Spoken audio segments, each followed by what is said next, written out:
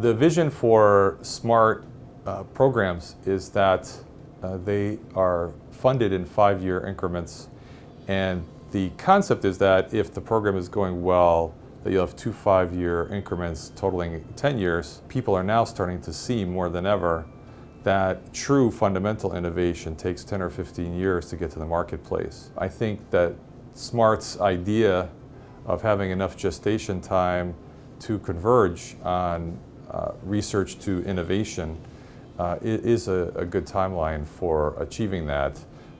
Often in the United States we have programs that are 3 years in length. Not all programs are that, but that's typical.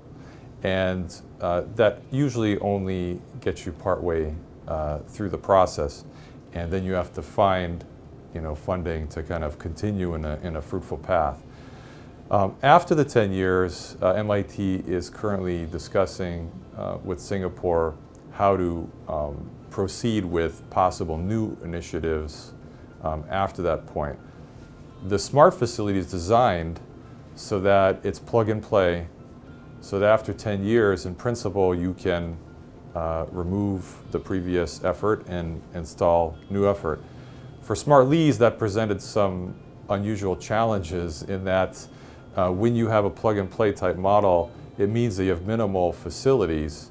In the case of integrated circuits and semiconductors, the facilities are quite extensive, which means that we actually had to innovate in the building systems even before we created the lab.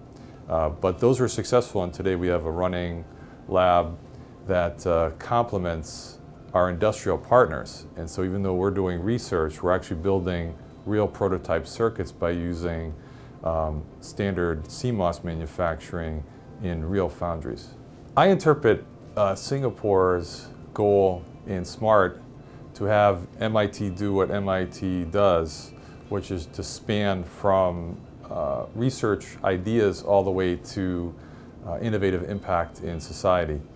Anything that really advances markets outside of Singapore that bring possible revenue into Singapore is of interest to them.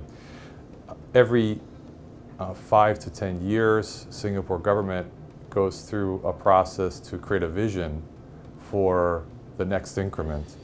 And in the current vision, Singapore is very interested in a smart nation concept, where from like what Smart Lease is doing in microelectronics, that could build new kinds of integrated circuits that are everywhere, low power, doing very advanced things, bringing knowledge about what's happening everywhere and improving things from an efficiency point of view.